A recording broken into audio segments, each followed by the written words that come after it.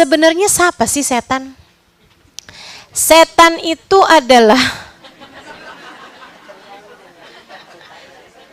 kalau kamu mau lihat setan silahkan ngaca.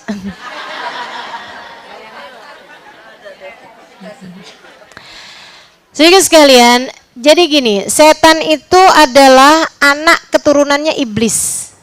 Sebagaimana kita manusia ini adalah anak keturunannya Nabi Adam alaihissalam.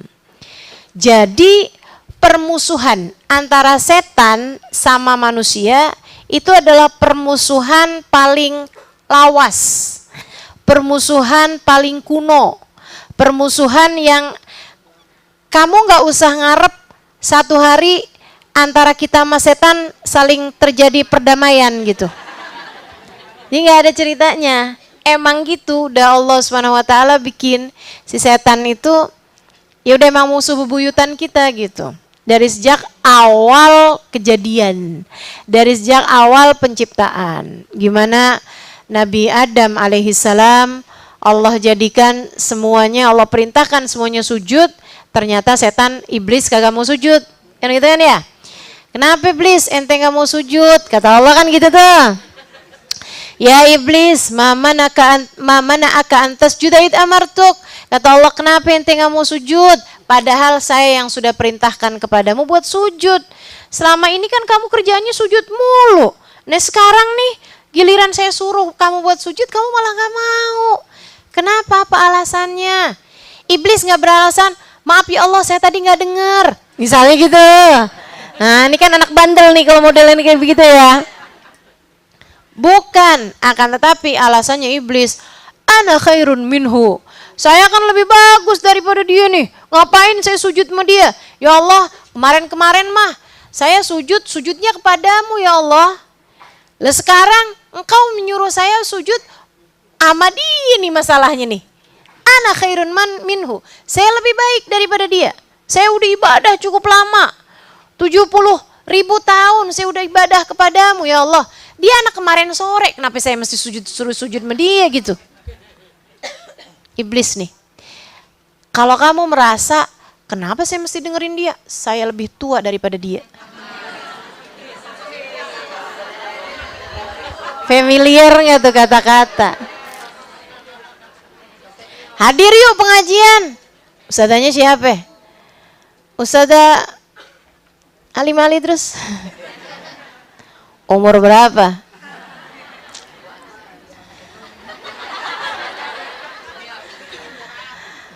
Kalau masih muda-muda,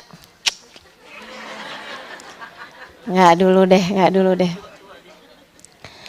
Teman-teman sekalian, ini kalau yang ada yang ngerasa gitu kan lebih baik daripada orang lain karena urusan umur, ini dia nih kayak si iblis. Ana khairun minhu, dia bilang. Saya lebih baik daripada dia. Satu, ibadah saya udah lebih lama daripada dia ya Allah. Saya udah nyembah dia lamaan daripada dia gitu. Sudah pahala sudah banyak, dia anak kemarin sore engkau baru menciptakannya gitu. Yang kedua, khalaqtani min nar wa khalaqtahu min tin. Engkau ciptakan aku dari api, engkau ciptakan dia dari tanah.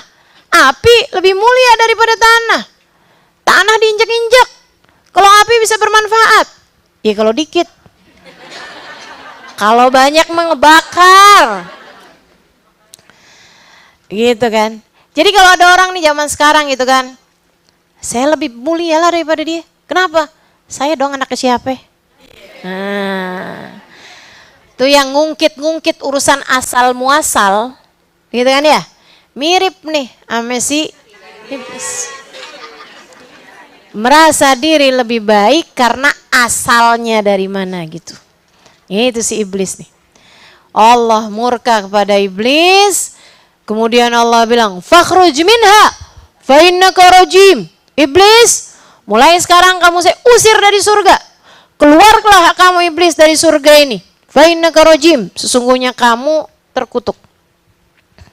Iblis dikeluarin dari surga bukannya dia nyesel. Ya Allah jangan dulu dong ya Allah.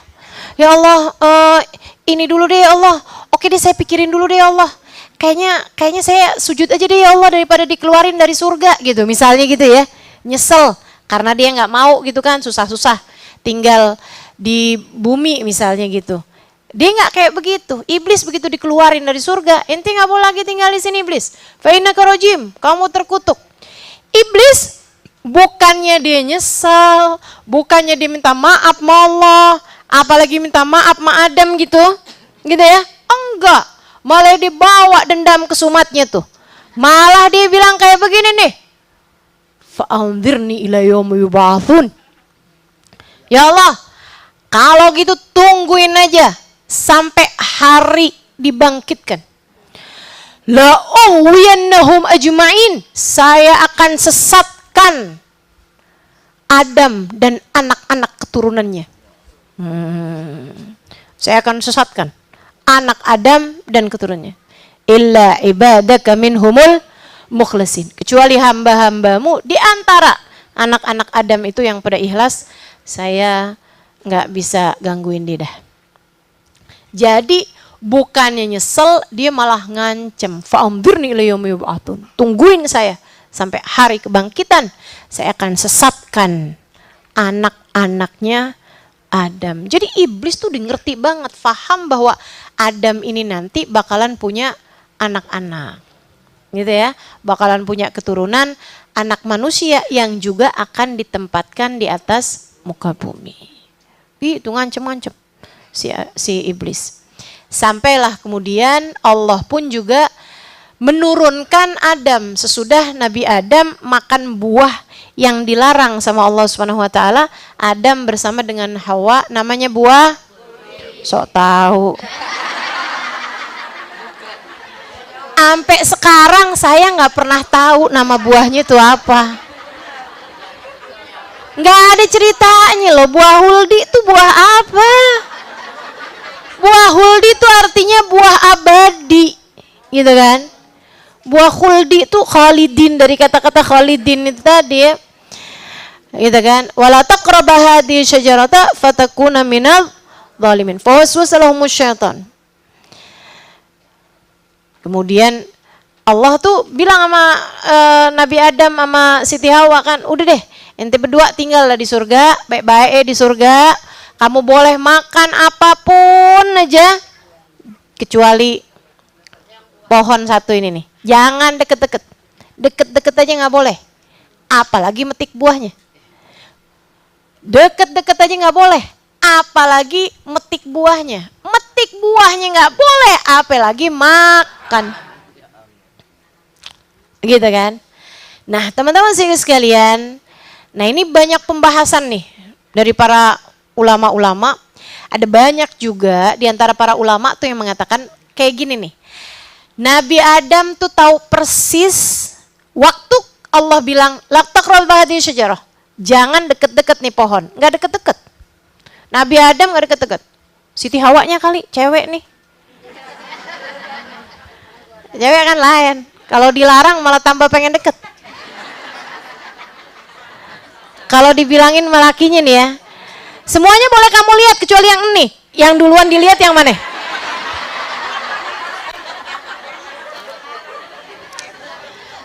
Malah penasaran. Kalau suaminya nggak bilang kayak begitu tuh, belum tentu tertarik buat lihat.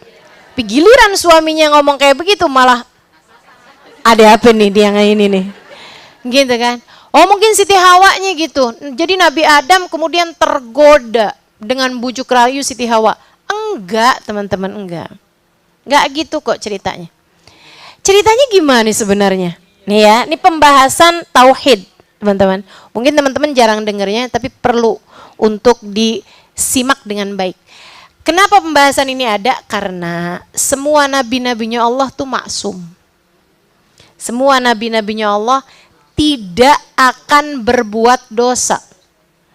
Kalau para nabinya Allah berbuat dosa, jadinya nih siapa lagi yang gak berdosa? Kalau bahkan nabinya Allah aja berdosa.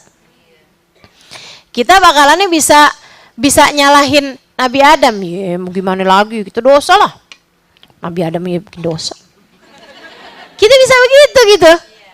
Iya kan? Kayak ibu-ibu nih kalau ngomongin anaknya kan. Nak, pakai jilbab dong, Nak. Mama pakai jilbab aja umur berapa, Mah? Suka gitu. Iya enggak?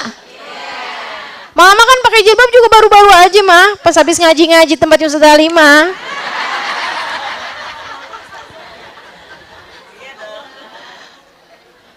Gitu kan? Nggak apa-apa lah mantar aja mantar, saya kalau habis kawin juga saya pakai jilbab mah. Gitu kata anak kita nih. Kenapa gitu? Ya karena kan ngelihat emaknya gitu. Ya kan begitu ya. Kita bilangin sama anak kita gitu kan. Nak jangan pacaran nak. Kata Ustaz Halimah, pacaran tidak mendekatkanmu pada jodoh. Pacaran hanya mendekatkanmu pada dosa. Itu kan kata Ustaz Halimah mah.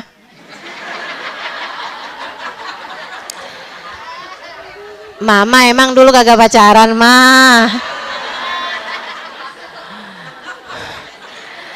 Ya kan begitu ya. Kita suka dibalik-balikin mana anak kita. Nah ini para ulama nih bilang, Pak ulama ahli tauhid mereka bilang, Nabi Adam gak berbuat dosa. Lah tapi makan buah yang dilarang sama Allah, apaan kalau bukan dosa?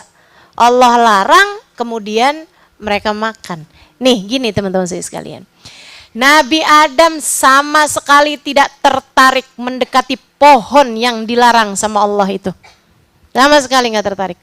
Pun demikian pula Siti Hawa. Pinter Siti Hawa itu, solehah.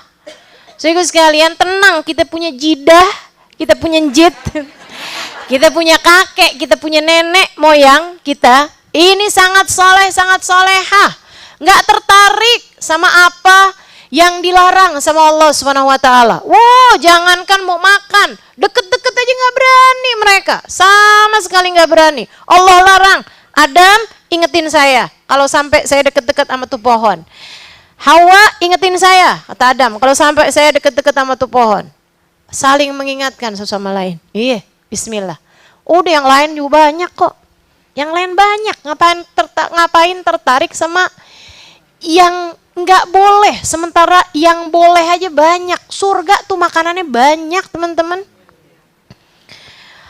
All fresh sih kalah.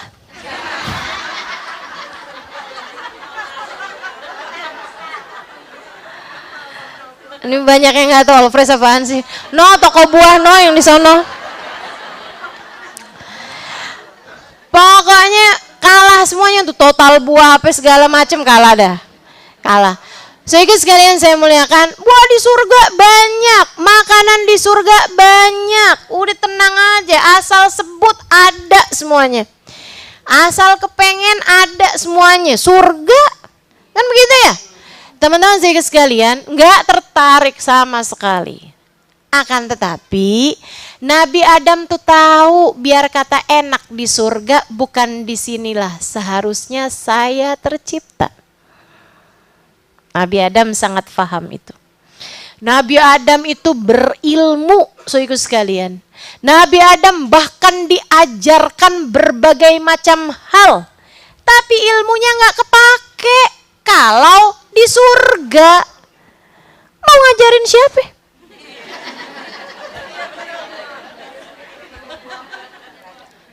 Di surga mau ngajarin siapa? Pohon. Buah-buahan diajarin, kan nggak mungkin. Nabi Adam sangat paham, inni ja'ilun fil ardi khalifah, bukan fil jannati khalifah. Aku jadikan ada manusia yang akan menghuni bumi. Nabi Adam sangat paham itu, bahwa dia diciptakan bersama dengan Hawa bukan untuk surga, akan tetapi untuk sebuah planet bernama bumi. Nabi Adam sangat paham itu. Siti Hawa sangat paham itu. Dan mereka juga paham bahwa mereka akan beranak pinak di atas muka bumi ini.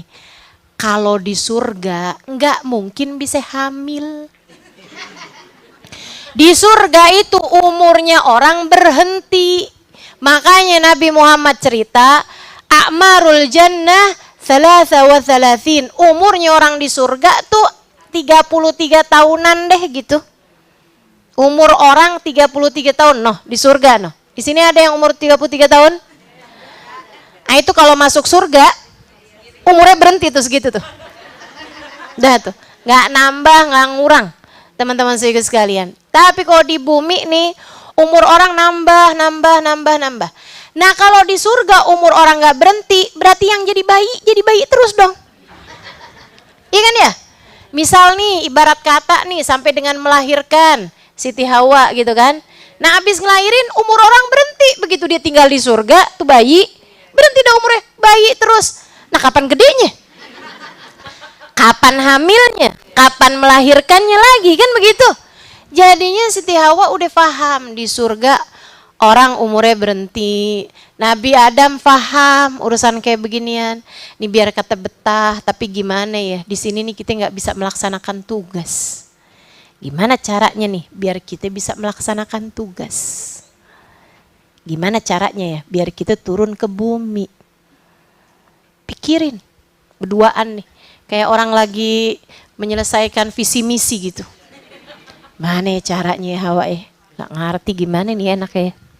Jalan lagi, gimana ya caranya? Mikir berdua nih. Nggak ketemu-ketemu jalannya. Kemudian fawaswasa ilaihi syaitan. Setan nih datang nyerupain berupa ular. Kan dia udah keluar nih. Ya kan? Udah dikeluarin di surga kan? Nah, bisa masuk lagi dong secara dirinya sendiri. Masuk ke dalam tubuh ular yang ada di surga. Jadi sekalian, makanya sampai sekarang tuh ular biasa dipakai orang-orang yang ilmu hitam tuh. Kayak tahu aja. Iya betul katanya, kayak tahu aja bu. Yang punya pengalaman apa ya? Tuh. Ya, orang-orang India tuh deket sama ular. Kalau udah ular disulingin. Masya Allah, Masya Allah. Kalau orang kita kan kalau nemu ular kan ditaburin garam katanya gitu ya. Biar pergi gitu kan. Sama orang India disulingin. Ularnya jadi joget. Kagak-kagak aja. Dia masuk lewat ular teman-teman sekalian. Fawaswasa ilaihi syaitan. Setan kemudian ngebisikin. Katanya gini. Fakula, makan gitu buah. Kamu tahu gak sih kenapa kamu tuh dilarang buat makan buah itu, Adam? Nabi Adam nih sebenarnya gak tertarik nih, sama sekali. Kamu tuh soalnya kalau makan tuh buah, kamu bakalan diabadikan di surga. Kamu bakal tinggal abadi di surga Adam kalau kamu makan tuh buah, katanya si setan, si iblis nih. Jadi nih iblis nih habis ngomong kayak begitu tuh, terus itu ngebisikin. Adam dibisikin, Hawa dibisikin. Pertamanya mereka tuh kayak sambil lalu aja, nggak dengerin gitu. Tapi lama-lama pikirin sama dua orang nih. Tunggu dulu nih. Iblis nih kan musuh kita nih. Kita udah dibilangin sama Allah bahwa iblis tuh musuh. Artinya kalau musuh, dia kalau ngomong pasti bohong. Kalau dia bilang bahwa kalian makan nih buah biar kalian jadi yang kekal. Berarti artinya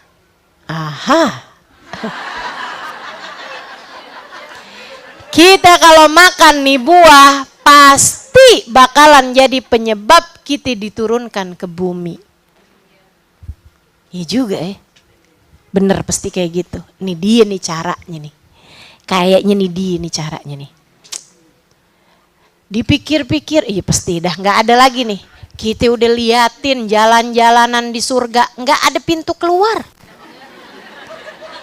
Udah liatin ke sana kemari nggak ada pintu keluarnya. Sementara kita ini tahu kita tidak diciptakan di surga untuk surga.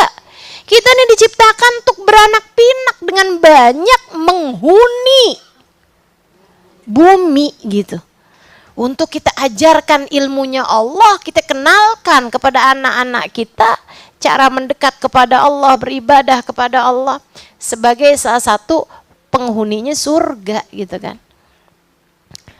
Berarti benar nih Hawa iya benar, bismillah. Maka mereka pun deketin tuh buah, dipetik.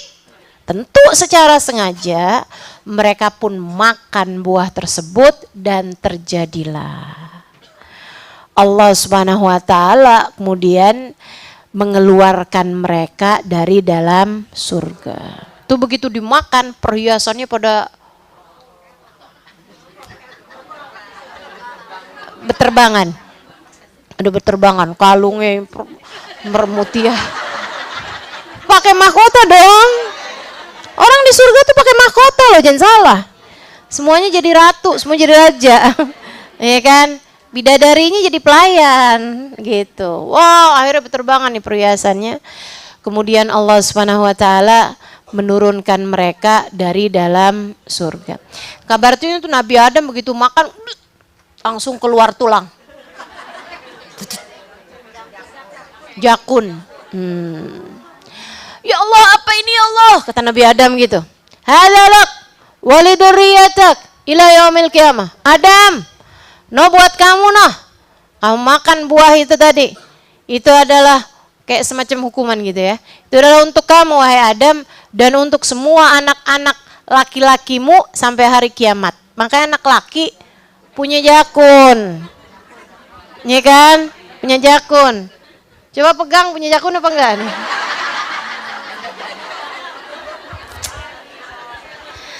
Leher kita mulus. Leher kita lancar ya jalanannya, kagak ada jakunnya. Sementara Siti Hawa begitu makan tuh buah berasa ada yang panas, mohon maaf keluar dari bawahnya. Ya Allah, apa ini? Keluar darah ternyata. Hadzalak wali dzurriyyatik ila yaumil qiyamah wali inathi dzurriyyatik ila yaumil qiyamah. Itu untukmu wahai Hawa dan untuk semua anak-anak perempuanmu sampai hari kiamat. Makanya yang perempuan pada mens, yang laki-laki pada punya jakun. Begitu kan? Makanya orang mau kata laki-laki jadi perempuan gitu kan? Ya bisa aja tuh ngerubahin muka, operasiin bahkan sampai kabarnya sampai kepalanya tuh ya dikikir gitu kan. Ininya katanya. Akan tetapi apakah dia bisa mens? Bakalan bisa. Ya itu kekhususan buat perempuan. Sebagaimana yang perempuan misalnya jadi laki-laki gitu kan, dioperasi di ini itu apa segala macam, apakah bisa tumbuh jakun? Nggak bisa. Ya itu yang memang kekhususan antara laki-laki dengan perempuan. Begitu teman-teman saya sekalian. Tapi kok Allah marah Ustazah kalau memang itu adalah melaksanakan perintah gitu.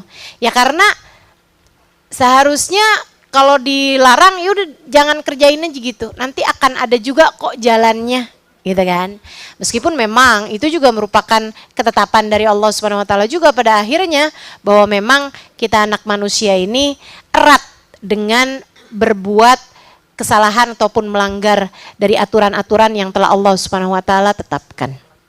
Jadi sekalian, nah cuman yang ngebedain kalau iblis ketika bikin salah dikeluarkan dari atas muka bumi, iblisnya malah ngancem. Kalau Nabi Adam ketika ditulurkan ke atas muka bumi, Nabi Adam meskipun dengan pemahamannya seperti itu, Nabi Adam gak nyari-nyari pembenaran. Begitu kemudian Allah Subhanahu wa taala bilang, keluarlah kalian dari atas muka bumi, gitu kan ya? Nah, sungguhnya surga ini tidak perkenankan buat kalian, silahkan kamu beranak pinak di atas muka bumi, dikeluarkan semua perhiasannya, mereka pun turun di atas muka bumi kayak dalam keadaan terhina begitu kan, dengan tanpa ada selembar benang pun dari atas tubuh mereka.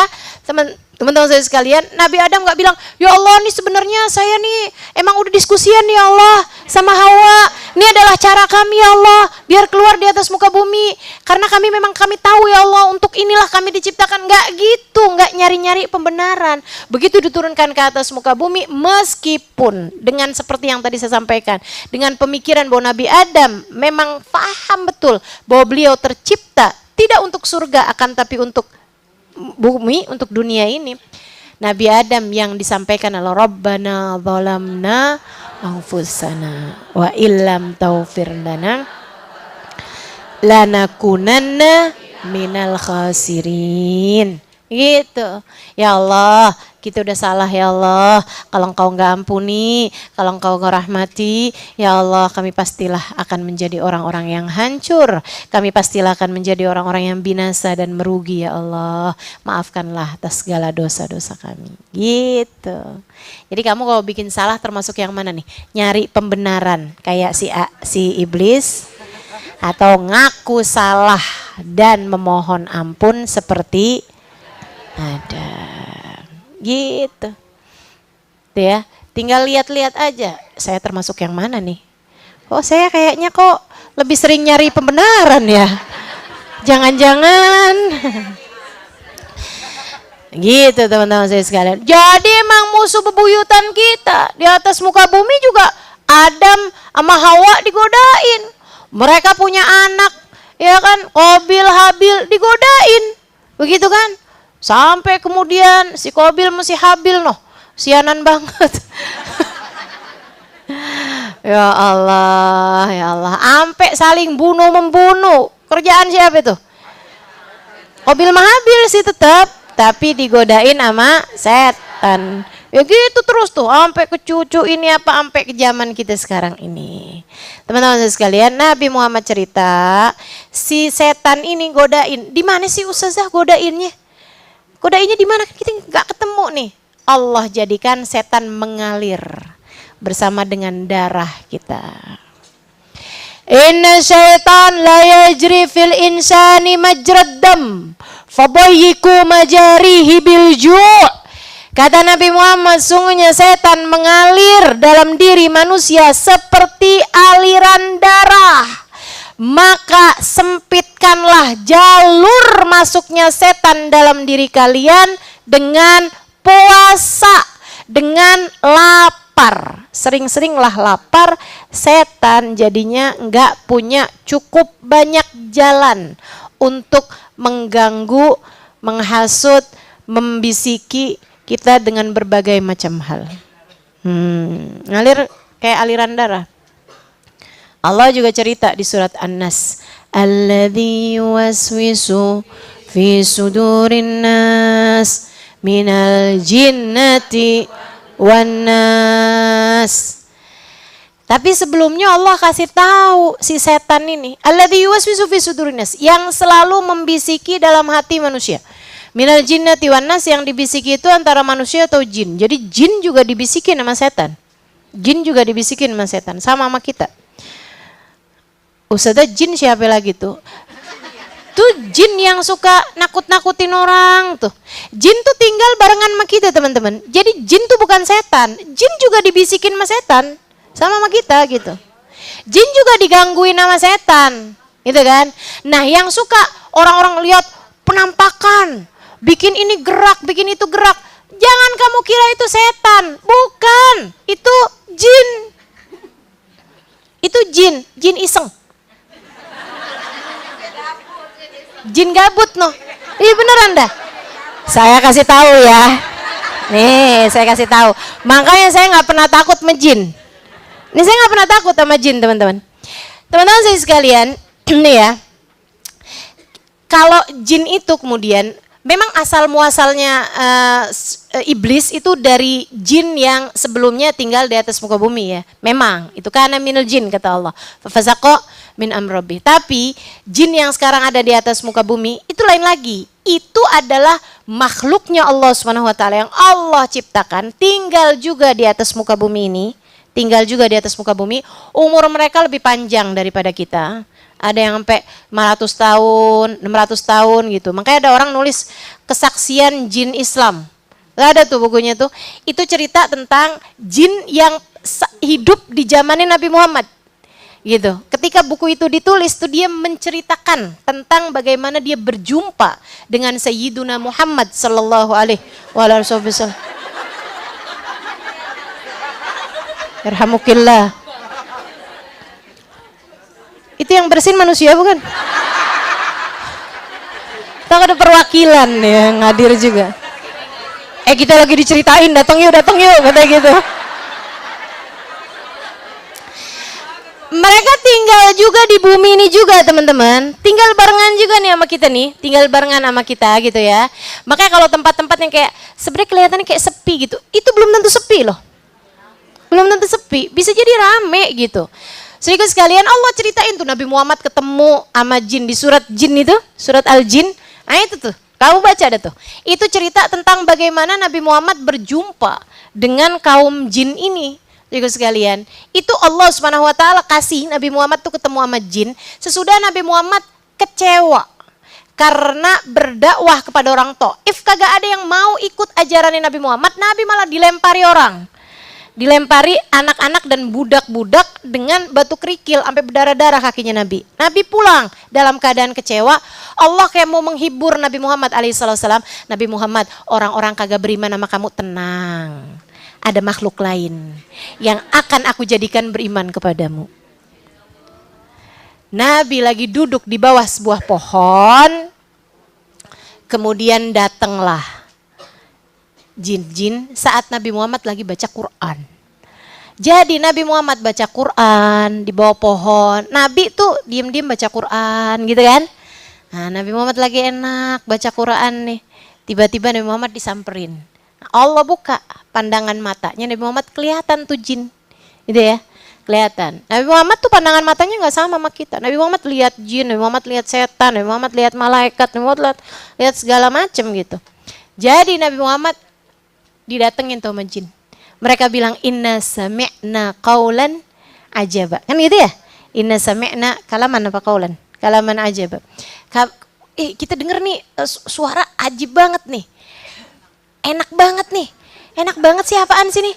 Dengerlah mereka ke sana, samperinlah Nabi Muhammad, ajakin beberapa temennya, ada yang enak-enak deh. Coba samperin gitu.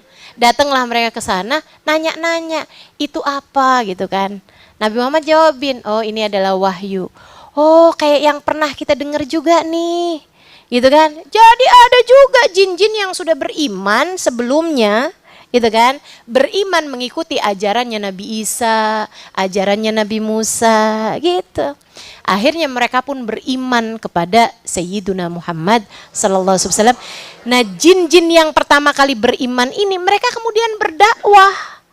Dan berhasil sampai dengan sekarang. Ada banyak jin-jin yang beriman itu mengikuti sanad keilmuan dari jin-jin yang sambungan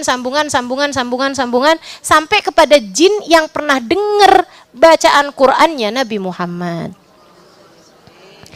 Jin aja nerima ilmu pakai sanad. Kenapa ente enggak? Makanya kita mesti nyari ilmu tuh juga yang bersanad. Kan begitu ya? Nah nih teman-teman sekalian yang saya muliakan, itu bangsa jin. Makanya ketika ada Sayyidina Ibnu Abbas alaihi ridwanullah nggak percaya nih sama bangsa jin. Bukan nggak percaya kayak yang emang iya ya ada bangsa jin kayak apaan sih mereka gitu.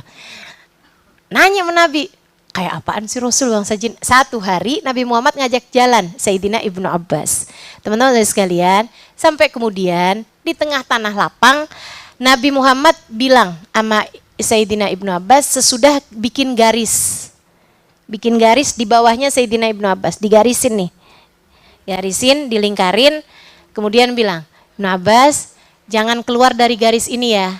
Tunggu saya sampai saya kembali, saya sedang ada hajat.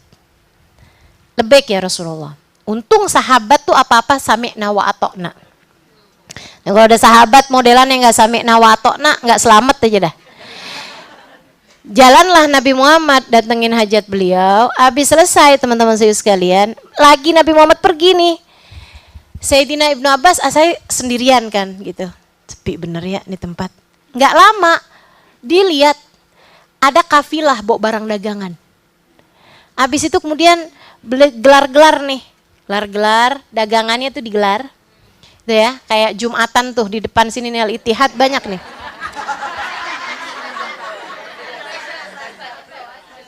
Ada bazar kan gitu ya. Gelar-gelaran.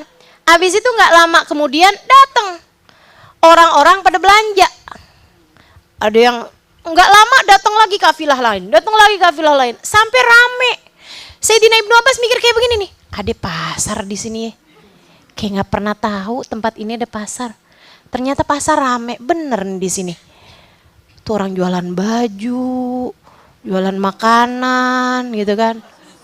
Rame bener noh. Apaan aja tuh. Ya ampun. Nih Shopee kalah nih Shopee.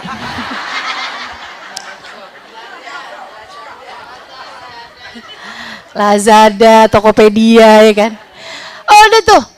Liatin aja tuh ada orang jualan karpet, ada orang jualan sejadah, rame pasar beneran. Lagi liatin kayak begitu sambil mikir, saya kok gak pernah tahu deh pasar serame ini gitu. Coba untung Ibnu Abbas. Saya bayangin nih kalau emak-emak nyari diskonan. Lewat kayaknya nih. Dilewatin tuh kayak garisnya nih. Alah udah deh gitu ya. Udah saya usap-usap dikit kayak nggak apa-apa deh. Lompat gimana nih lompat. Untungnya nih Ibnu Abbas nih. Apalagi masih enak-enak ngeliatin pasar rame kayak begitu. Tetap dalam lingkaran. Datang Nabi Muhammad ngusap lingkaran tersebut. Hilang semuanya. Lah Rasul, baru aja nih saya lihat pasar rame bener nih di Marin Rasul. Di sini nih saya lihat pasar rame banget Rasul. Saya nggak pernah lihat ada pasar rame di tempat ini gitu sebelumnya. Macem-macem Rasul, ada yang jualan ini, ada yang jualan makanan, jualan beras, jualan macem-macem gitu. Kata Nabi Muhammad, "Dzaksuk ihwanikumul jin." Itu adalah pasar saudara kalian dari bangsa jin. Nabi nyebutnya saudara lagi. Jadi kalau kamu kapan-kapan ngeliat, halo bro, kata Nabi kita bersaudara sama dia. Insyaallah. Saudara sekalian saya muliakan. Nah, jadi tuh yang suka iseng-iseng tuh, yang suka iseng godain gitu kan, kayak lampu tiba-tiba mati, gitu ya. Pintu tiba-tiba kebuka, gitu kan? Pernah tahu? Kayak ada suara manggil, tahu-tahu nggak ada apa-apa. Kayak ada suara ketuk-ketuk pintu, ternyata nggak ada siapa-siapa pas dibuka, gitu. Bisa jadi itu adalah ulah dari jin. Ya, yang saya tahu, ini fakta nih ya. Jin itu menampakkan diri kepada manusia ketika mereka sedang bermasalah. Jadi kalau ada penampakan jangan takut. Dia adalah jin yang sedang bermasalah. Kamu gak usah takut, jangan kabur. Seharusnya kamu nanya, ente lagi ada masalah apa?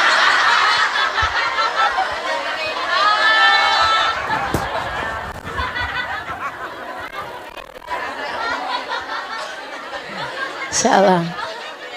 Gitu ya. Oke, balik lagi kepada setan. Nah, jin-jin ini juga ada yang Islam, ada yang enggak Islam, ada yang Nasrani, teman-teman. Ada yang segala macam. Ya kayak kita aja nih, kayak kita nih. Kayak kita ini. Saudara sekalian yang saya muliakan. Nah, si jin ini, teman-teman, mereka bisa lihat kita nggak bisa lihat mereka. Ya kan? Gitu kan, mereka bisa lihat kita nggak lihat mereka juga. Sama aja sama setan juga gitu, tapi visi misinya beda. Kalau jin memang untuk hidup di atas muka bumi kayak kita juga, hidup di atas muka bumi, dihisab atas perbuatan-perbuatan, nanti di hari akhirat diberi balasan. Ada jin yang masuk surga, ada jin yang masuk neraka, sama sama kita gitu. Jadi kamu kalau ngasih nasihat sama jin ya sama aja kayak kita nasihat sama orang gitu kan. Berimanlah kepada Allah. Jin, ente lagi ada masalah, sholawatan yang banyak, sholawatan. Gitu teman-teman. Dan banyak dari para ulama-ulama kita yang punya murid dari kalangan bangsa jin. Saya sih nggak tahu ya, buat saya sendiri. Saya nggak ngerti apakah ada jin hadir juga di majelis-majelis saya, wallahu alam. Nah, tuh teman-teman sekalian. Jadi sama nih. Nah, jin juga digangguin sama setan. Sama kayak kita digangguin sama setan. Nah, kalau setan tujuannya adalah la'uwiyannahum ajma'in. Saya ingin menyesatkan menyesatkan, menjerumuskan hamba-hambamu ya Allah semuanya. Tujuan saya adalah biar ntar di akhirat tuh si Adam sama Hawa nih, walaupun dia punya keturunan banyak di atas muka bumi nih, manusia semuanya, tenang, dia nggak akan banyak pengikutnya. Saya yang akan banyak pengikutnya, saya akan bawa mereka kepada neraka sama halnya dengan saya. Gitu. Dendam kesumatnya dia nih. Makanya Allah bilang walaqad adalla minkum jibillan katsira. Dia udah nyesatin dari zamannya Nabi Adam sampai sekarang. Pengalaman kerjanya paling panjang. Expert. Pengalaman teman-teman saya sekalian. Tuh kalau ngelamar kerja dimanapun diterima. Pengalaman kerja dari zaman Nabi Adam alaihissalam. Saudaraku sekalian saya muliakan, udah panjang banget gitu jalannya dia dalam mengelabuhi umat manusia ataupun jin. Cuman bagusnya Allah ketika menceritakan setan ini tadi nih, setan nih ya, jin udah kelar ya. Ya. Kamu gak usah takut sama jin. Kalau sama setan takut apa enggak? Kalau sama setan kita tinggal mohon perlindungan kepada Allah Subhanahu wa taala, teman-teman. Tipu daya mereka ringan sebenarnya, cuman ya karena kitanya lebih lemah lagi, jadinya kalah juga. Saudaraku sekalian saya muliakan, nah si setan ini, saudaraku sekalian, dia ngebisikin, kerjaannya ngebisikin, nggak akan tampil sebagai seseorang manusia atau apa, iya dia akan hadir kepada orang lain untuk ngebisikin kita, itu juga bisa, gitu ya, ngebisikin kita gitu. Maksudnya gini nih. Setan itu, dia pertama nih datang ke kita nih. Misalnya kita mau pergi pengajian. Enggak usah dah. Udah capek, sore-sore di rumah. Live streaming aja, live streaming. Oh, udah. Banyak kajiannya Ustaz Ali mah banyak jadwalnya udah panjang, tenang. Yang di Al Ittihad nggak didatengin, besok-besok masih ada, tenang. Tuh setan kayak gitu tuh, setan nih kayak gitu tuh, ngebisikin dalam hati gitu, enakan tidur, enakan ini, enakan itu, gitu kan. Ketika kita kemudian bilang, oh enggak seru lagi tahu pembahasannya tentang setan, tentang saya nih. Ketika dia nggak didengerin, kita tetap memutuskan, gitu ya. Kita ketemu nih sama orang lain, gitu kan? Kita ketemu sama teman kita nih, bisa jadi tuh. Ketika kita bilang, misalnya, nge-mall yuk, enggak saya mau hadir pengajian Ustaz Halimah di Al Ittihad, misal nih ya. Ini si setannya kemudian ngebisikin setan temennya gitu, jangan boleh. Gitu, jangan boleh gitu kan. Setannya kemudian setannya dia nih ngebisikin sama orangnya gitu kan. Ngapain sih? Nge-mall aja nge-mall. Panas, gerah. Tempatnya sempit. Duduk aja nggak enak. Tas saya disuruh pangku. Udah mending nge-mall. Udah deh, gitu. Gitu kan? Nah, bedanya kalau setan yang sini nih khannas, teman-teman saya sekalian. Setan yang ngebisikin hati kita, khannas. Apa tuh khannas? Suka ngumpet. Kapan ngumpetnya? Suka ngilang gitu. Pergi ngumpet, pokoknya dia nggak ada gitu kan. Kapan ngilangnya? Idza dzakarallah khannas. Ketika kita ingat sama Allah, mohon perlindungan kepada Allah, dia ngumpet, pergi dia. Tapi idza nasi, kalau kita lagi lalai, kalau kita lagi lupa, balik lagi, datang lagi. Dia menguasai kita, ngebisikin kita. Nah, kalau setannya itu nyampein lewat yang lain, manusia, teman, gitu tadi kan, itu kita nggak bisa tuh. Misalnya gitu kan, a'udzubillahi minasyaitonirrajim. Kenapa lo? Gitu. Nggak bisa gitu. Lu kira gue setan apa? Nggak bisa. Itu dia tuh si setan. Jadi setan itu teman-teman ngalir dalam diri kita, ngebisikin di hati kita. Dan dia siaga 24 jam. Begitu kamu bangun, dia juga udah siap siaga ngebisikin. Makanya begitu kita bangun tidur nih, kita lihat jam kan, cet, jam 3. Kerjaannya setan, masih malam, masih malam, masih malam. Bobo lagi, masih malam, masih malam. Gitu. Setan tuh. Itu dia tuh, setan. Yang ngalir bersama dengan aliran darah kita. Ngebisikin terus aja. Ini jangan kamu kira kamu di sini setannya nggak ngebisikin, terus aja ngebisikin, terus aja ngebisikin.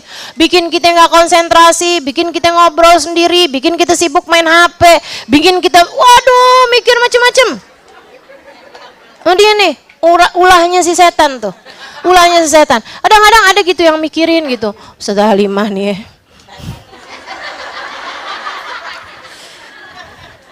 Kenapa sih Ustazah Halimah nih? Apa aja diceritain tuh.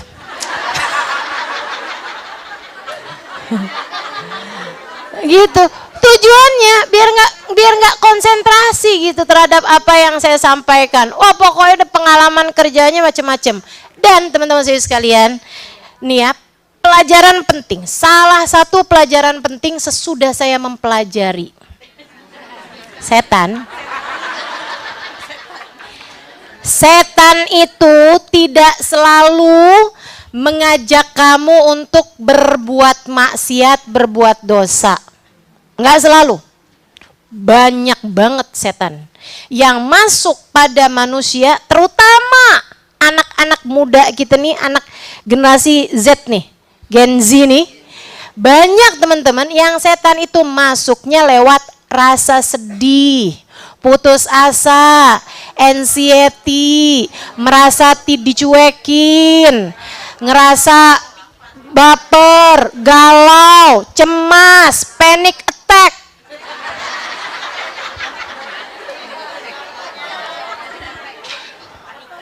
Itu semuanya tuh, itu tuh bisikan-bisikannya setan. Jangan kamu kira setan tuh cuman masuk lewat jalur maksiat gitu. Enggak teman-teman. Kayak saya digangguin sama setan, itu bukan cuman sekedar urusan yang nggak usah ngaji Halimah, jangan ngajar deh hari ini. Lewat, bisikan begitu mas saya nggak akan mempan. Dan setan tahu itu. Setan tahu itu, teman-teman saudara sekalian. Terus setan masuknya lewat jalan kayak apaan? Aduh, sakit nih sebenarnya. Mana belum makan lagi.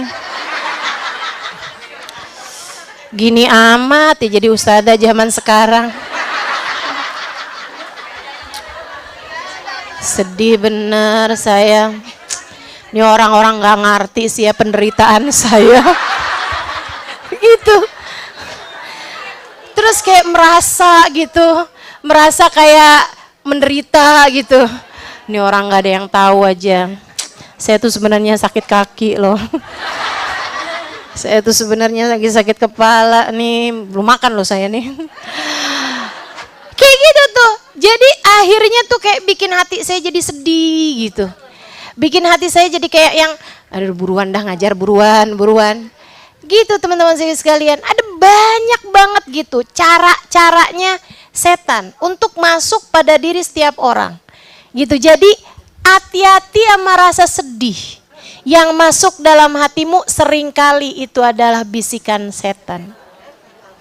Bikin kamu ngerasa diri gak berarti. Bikin kamu ngerasa orang-orang di dunia ini tidak ada yang mengerti saya. Gak ada yang peduli kepada saya. Itu tuh. Itu banyak banget ngerusak setan. Cara setan ngerusak umat manusia zaman sekarang. Teman-teman sekalian, nih ya, kamu jangan salah. Ada banyak di antara rumah tangga tuh dihancurin sama setan. Caranya setan ngancurin enggak harus dengan kayak ada pelakor gitu kan, perselingkuhan gitu. Oh nggak ada, setan punya cara itu iya. Punya cara itu juga, punya setan. Tapi ada berapa banyak rumah tangga yang jadi rusak, jadi hancur bukan karena urusan-urusan orang ketiga. Tapi kenapa tuh? Dari rasa istri merasa suaminya tidak cukup mengerti dia.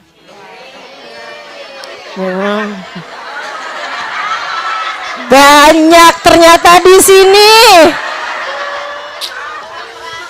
Setan, saya bongkar usahamu.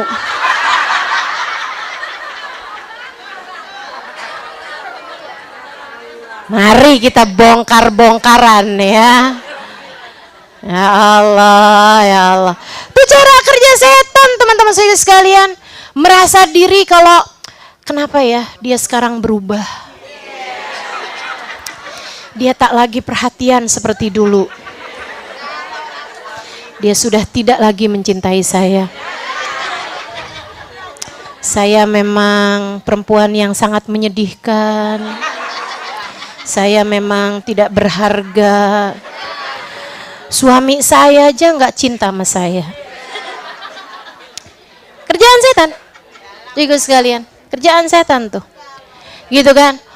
Terus kita ngomong sama anak gitu kan dengan bahasa yang sangat menyedihkan gitu. Anaknya ngeliatin ibunya kok murung mulu gitu kan. Akhirnya anak dimasukin setan juga.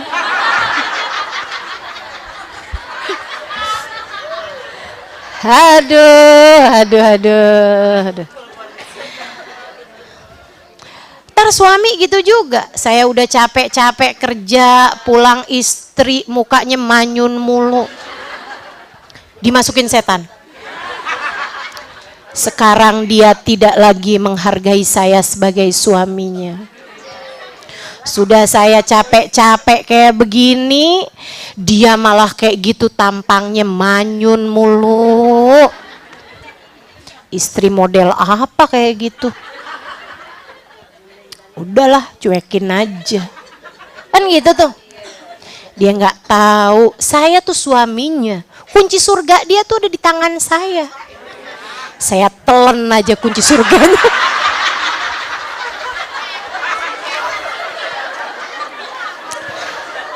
Setan.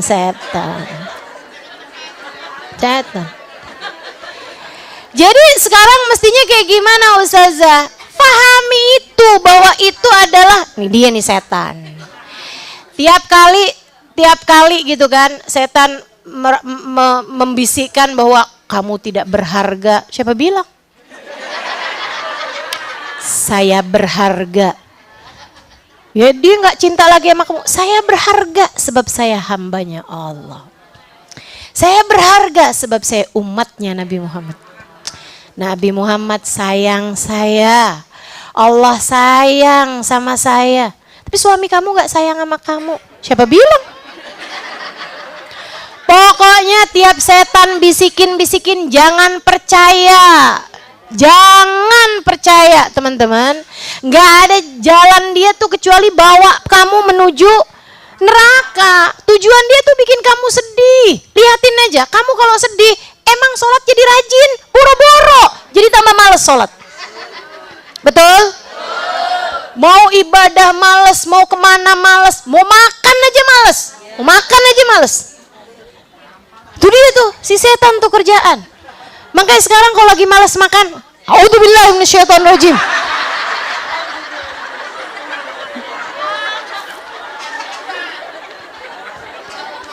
Bismillah. Kita makan yang enak. Ya. Kita nikmati semuanya gitu. Ntar kalau setan lagi nyuruh kita, tuh suami kayak gitu tuh tingkahnya. Manyun. Kita senyumin yang lebar. Lihat suami sambil senyum gitu kan. Suaminya nanya, kok kamu seneng banget? Saya seneng banget. Kamu seneng kenapa? Seneng jadi bini abang. Ya Allah bang. Panjang umur bang, mudah-mudahan bang. Gitu. Yang enak, hidup yang enak. Biar setan tambah kesel sama kita ya. Nikmati hidup dalam taat pada Allah Subhanahu wa taala. Syukuri hidup dalam taat pada Allah Subhanahu wa taala. Syukuri hidup dalam jalan takwa pada Allah Subhanahu wa taala. Di sanalah setan nggak berani, nggak bisa ngadepin kita, orang-orang yang hidupnya untuk Allah. Inna ibadi laisa laka alaihim sultan. Kata Allah Subhanahu wa taala, sungguhnya hamba-hambaku, wahai setan, kamu nggak punya kekuatan. Kamu nggak punya kekuasaan apa-apa menghadapi mereka itu. Terhadap kebaikan yang mau kita lakukan, nih tipsnya setan nih ya, biar kita bongkar-bongkaran pokoknya. Kita kalau mau baca Quran, kita mau yang paling gampang dah, mau sholat duha. Pagi-pagi nih, waktunya ada, semuanya ada, suami udah berangkat pergi kerja, anak udah pada sekolah nih, waktunya duha nih. Kita mau sholat nih, setan bilang kayak gini nih, tar aja. Udah nggak usah duha dah, nggak usah duha. Pertama dia bakalan bilang nggak usah duha, nggak usah, gitu kan. Mendingan angkat telepon aja, mendingan ini aja, mendingan itu aja. Masak dulu, masak penting, masak penting, gitu kan. Pokoknya dia sibukkan kita sampai kita ninggalin gitu. Betul? Sering? Apapun aja yang mau kita kerjain dari kebaikan, langkah setan pertama tuh ngalangin kita dari kebaikan tersebut. Dah nih kan, kita lawan saya harus duha. A'udzubillahi minasyaitonirrajim.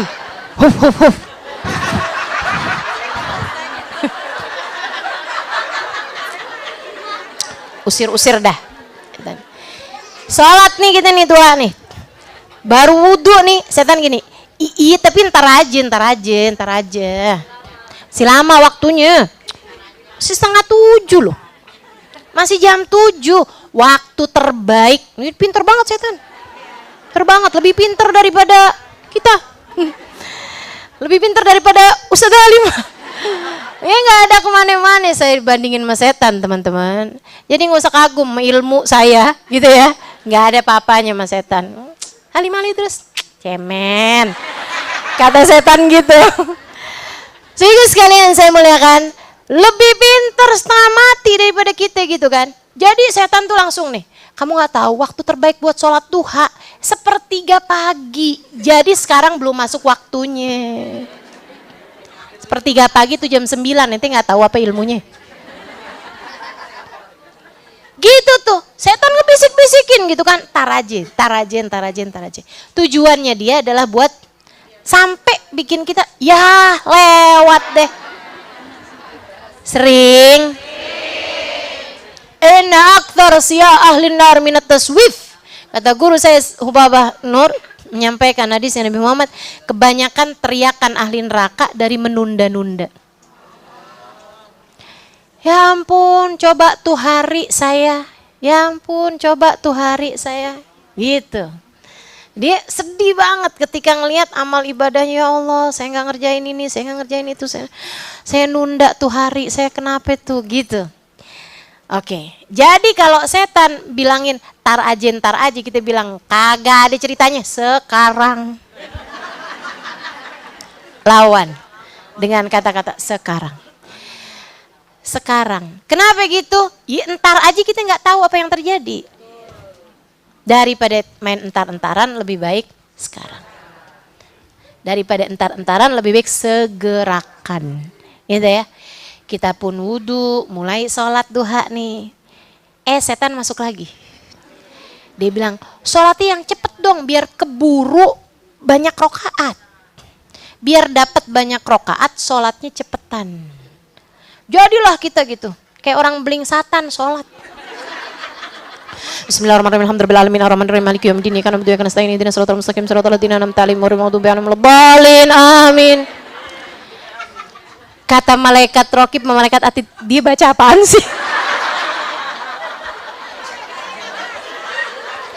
Kayak Fatihah tapi kayak bukan ya. Buru-buru bener, Masya Allah. Ada yang begitu? Gitu tuh, kerjaan tuh. Kita baca Quran disuruh cepet-cepetan sama dia. Kita baca apa aja, sholawat nih, sholawat. Masuk cepet-cepetan. Ntar nih tanggal 10 nih, tanggal 1 nih besok nih. Bagus kita buat baca ayat kursi 360 kali. Diawali dengan bismillahirrahmanirrahim. 360 kali. Itu begitu kamu mau kerjain tuh, tar aja.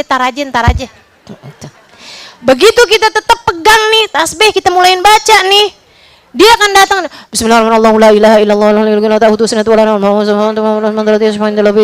Cepet-cepet banget gitu. Dengan pikiran buruan, biar keburu 360, biar cepet selesai 360. Masih banyak kerjaan kita. Gitu tuh ulahnya setan. Ulahnya setan tuh. Pokoknya kamu inget-inget aja tuh kayak gitu. Teman-teman sekalian, nanti tuh kalau kita bilang nggak mau Tan, saya mah lebih baik 2 rakaat tapi istiqomah, khusyuk gitu enak gitu kan, daripada banyak rakaat tapi saya nggak bener. Dah, saya mau meruku bener, i'tidal bener, Fatihah bener, enak dah. Saya mendingan ibadah dikit-dikit tapi enak gitu. Udah. Nanti tuh setan masuk lagi dari jalur riya. Masih belum kelar nih. Udah gitu bagus bener-bener nih, dia mau jalur riya gitu kan. Begitu ada yang suami manggil atau apa gitu, telepon bunyi gitu kan. Habis selesai gitu kan. Ntar nih lagi sholat. Tujuannya biar iya seneng aja kalau orang lain tahu gitu. Giliran kita udah bilang, ya Allah astagfirullah, ini sholat juga belum tentu diterima sama Allah.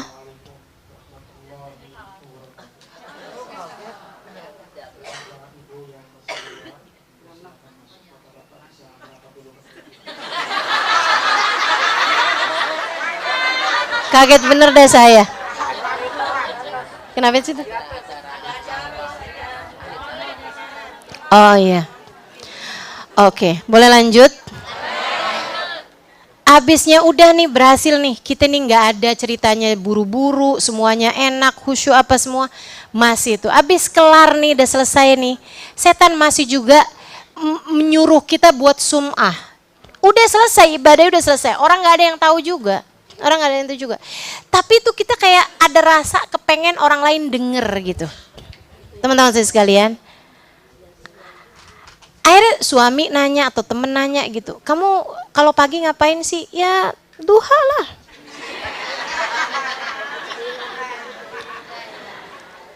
Seneng buat cerita tentang amal ibadah kita gitu, seneng gitu. Maksudnya biar kenapa tuh? Biar berkurang pahalanya. Karena orang kalau ibadah rahasia dibandingkan dengan ibadah terang-terangan 70 kali lipat bandingannya. Nilai pahalanya. Andai udah nggak berhasil juga nih, kita kirain udah kelar nih kan, masih ada tips terakhirnya setan. Setan menempuh jalan masukin ujub dalam hati kita. Ujub itu teman-teman nggak harus diomongin, nggak harus diperlihatkan, tapi dalam hati, dan nggak harus ada perbandingannya bahkan. Nggak harus ada orangnya gitu. Kalau sum'ah, riya itu kan ada lawannya. Enggak, ini mah ujub tuh sendiri aja. Ngerasa kayak yang alhamdulillah sejak kapan ya saya tuh soleha. Abis mulai kenal Ustazah Halimah sih kayaknya. Gitu. Ngerasa diri tuh kayak kalau apalagi kalau ngelihat orang yang auratnya terbuka gitu kan. Kesian tuh ya. Kesian. Ya udah deh, kita doain aja ya, mudah-mudahan dia juga dapat hidayah kayak kita. Kayak yakin-yakin bahwa diri sendiri tuh udah dapat hidayah gitu. Kayak yakin-yakin bahwa diri ini pasti surga, sementara dia pasti neraka gitu. Serem. Setan tuh, setan. Nah, terus gimana tuh caranya tuh? Tan, belum tahu saya akhir kehidupan saya kayak apa. Ingetin terus aja kayak gitu. Tiap kali diri merasa lebih baik daripada siapapun, ingetin diri, akhir hidup belum pasti, Husnul khatimah. Apakah husnul khatimah akhir kehidupan kita? ataukah akhir kehidupan kita naudzubillah dalam keadaan su'ul khatimah. Kita enggak pernah tahu. Kita enggak pernah tahu. Alhamdulillah kita Allah Subhanahu wa taala pilih saat ini beriman, saat ini di jalan taat, saat ini mengerjakan perintah-perintah Allah Subhanahu wa taala. Akan tetapi akhir kehidupan kita enggak pernah tahu, teman-teman sekalian. Maka tiap kali datang ujub, astagfirullah, setan ibadah lebih banyak daripada saya. Iblis ibadah lebih banyak daripada saya. 70.000 tahun lamanya dia sujud di atas muka bumi dan sujud di atas langitnya Allah. Akan tetapi ketika diri merasa lebih baik daripada Adam, Allah pun hancurkan dia dengan sehancur-hancurnya. Gak ada manfaatnya apa-apa. Maka tinggal bilang aja, wahai diri, kita gak pernah tahu apakah Allah ridho pada kita atau enggak. Terus tawadhu. Teman-teman saya sekalian, Allah ketika cerita tentang setan tuh, katanya setan gini, ya Allah, saya akan datang dari arah kanan manusia, dari arah kiri manusia, dari arah depan manusia, dari arah belakang manusia. Sebutin nama setan kayak gitu. Para ulama membahas setan ada nyebut 2 arah yang tidak didatengin, yaitu arah atas dan arah bawah. Teman-teman saya sekalian, tetaplah mengatas, melihat Allah Subhanahu wa taala. Menjadikan semua yang kamu lakukan hanya antaramu dengan Allah. Hubungan-hubungan ini jadikan antaramu dengan Allah Subhanahu wa taala, dan kepada Allah merunduklah. Senantiasa tawadhu'lah kepada Allah Subhanahu wa taala, tawadhu'lah kepada semua hamba-hambanya Allah Subhanahu wa taala, karena mereka adalah hamba-hambanya Allah Subhanahu wa taala. Tetaplah merunduk dan jadikan hatimu teruslah kepada Allah Subhanahu wa taala. Hatimu mengarahlah ke atas, kepalamu tundukkanlah ke bawah. Dengan cara itu kamu akan selamat dari bisikan dan godaan setan. Insya wa sallallahu ala sayyidina Muhammadin wa ala alihi wa sahbihi wasallam. Subhana rabbika rabbil izzati amma yasifun. Wassalamun alal mursalin. Alhamdulillahi rabbil